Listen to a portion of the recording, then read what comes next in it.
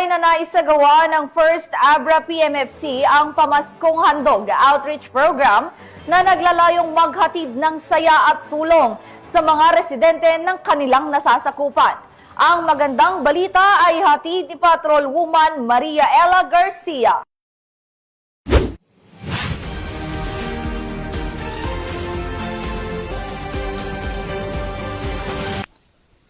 Matagumpay na dinaos ng First Abra Provincial Mobile Force Company at Company Advisory Group for Police Transformation and Development ang Pamaskong Handog Outreach Program sa mga mag-aaral ng Gungonot Elementary School sa Barangay Bulila, Paas Abra.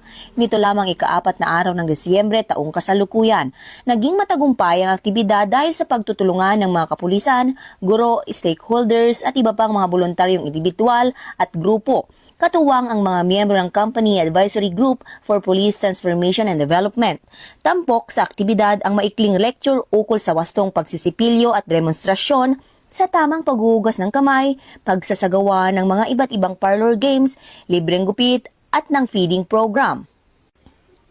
Bilang bahagi ng advokasya ng kapulisan para sa community safety at youth development, pinaalalahanan ng First Abra PMFC ang mga kabataan na umiwas sa ilegal na droga, iwasan ang pananakot o bullying at palaging piliin ang kabutihan at tamang pag-uugali.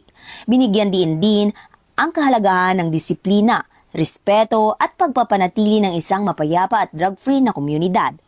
Nagtapos ang programa sa pamamahagi ng mga school supplies, hygiene kits, Christmas gifts at libreng tsinelas. Lubos na nagpapasalamat ang First Abra PMFC sa lahat ng sponsors, partners at volunteers na naging katuwang upang maging matagumpay at makahulugan ng nasabing outreach program. Ang aktibidad na ito ay bahagi ng patuloy na misyon ng kapulisan na palakasin ang ugnayan sa komunidad at isulong ang kapakanan, kaligtasan at wastong pagpapahalaga ng kabataan sa mga liblib na lugar.